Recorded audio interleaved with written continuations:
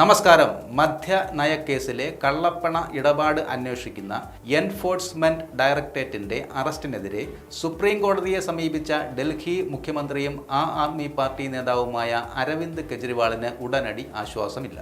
Arrest ശരിവെച്ച ഹൈക്കോടതി ഉത്തരവ് stay ചെയ്യാനോ ഹർജി അടിയന്തരമായി കേൾക്കാനോ രണ്ടംഗ സുപ്രീം കോടതി ബെഞ്ച് തയ്യാറായില്ല. രണ്ടാഴ്ചയ്ക്ക് ശേഷം മാത്രം കേസിൽ വാദം കേൾക്കും. തിങ്കളാഴ്ച അവസാനിക്കേണ്ടിയിരുന്ന ജുഡീഷ്യൽ കസ്റ്റഡി കാലാവധി പ്രത്യേക കോടതി 23 വരെ നീട്ടുകയും ചെയ്തു. തിഹാർ ജയിലിലെ 2ാം നമ്പർ സെല്ലിലാണ് കെജ്രിവാൾ.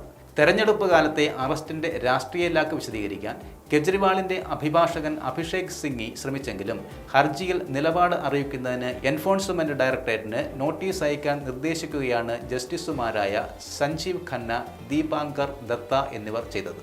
തെരഞ്ഞെടുപ്പ് പെരുമാറ്റച്ചട്ടം നിലവിൽ വന്ന ശേഷമുള്ള അറസ്റ്റ് അസാധാരണമാണെന്ന് സിംഗ്വി വാദിച്ചു. മദ്യനയ കേസിൽ CBIയും EDയും 8 കുറ്റപത്രങ്ങൾ സമർപ്പിച്ചതിൽ ഒന്നിലും കെജ്രിവാളിന്റെ പേരില്ല.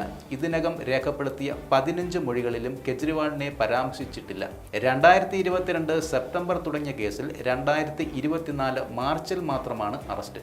ആദ്യഘട്ട വോട്ടെടുപ്പ് 19 നടക്കാനിരിക്കെ പ്രചാരകനായ കെജ്രിവാളിന്റെ കേസ് ഏറ്റവും അടുത്ത ദിവസം തന്നെ പരിഗണിക്കണമെന്ന് സിംഗ്വി ആവശ്യപ്പെട്ടു. നോട്ടീസ് അയക്കാൻ പറഞ്ഞു കഴിഞ്ഞാൽ വാദിക്കേണ്ട കാര്യം തന്നെയില്ല. വസ്തുതകളെല്ലാം അറിയാം, കടലാസുകളെല്ലാം നോക്കിയതാണ്, അതിനുവേണ്ടി ഏറെ സമയം ചിലവഴിച്ചതുമാണ്, ബെഞ്ച് പറഞ്ഞു. ഏപ്രിൽ 24 മുമ്പായി നിലപാട് അറിയിക്കാനാണ് EDക്ക് കോടതി നൽകിയ നിർദ്ദേശം. അതിനുശേഷം 29 തുടങ്ങുന്ന ആഴ്ചയിൽ കേസ് പരിഗണിക്കും. കെജ്രിവാളിൻ്റെയും ഭാരത് രാഷ്ട്ര സമിതി നേതാവ് K കവിതയുടെയും ജുഡീഷ്യൽ കസ്റ്റഡി 23 വരെ വിചാരണ കോടതി നീട്ടിയിട്ടുണ്ട്.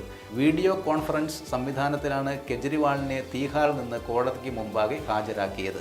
14 ദിവസം കൂടി കസ്റ്റഡിയിൽ നീട്ടണമെന്നായിരുന്നു EDയുടെ ആവശ്യം. 7 ദിവസം കോടതി അനുവദിച്ചു. തിങ്കളാഴ്ച കെജ്രിവാളിനെ പഞ്ചാബ് മുഖ്യമന്ത്രി ഭഗവത് സിംഗ് മാൻ തീഹാർ ജയിലിൽ ചെന്ന് കണ്ടു. സാധാരണ സന്ദർശകനെന്ന നിലയിലായിരുന്നു കൂടിക്കാഴ്ച.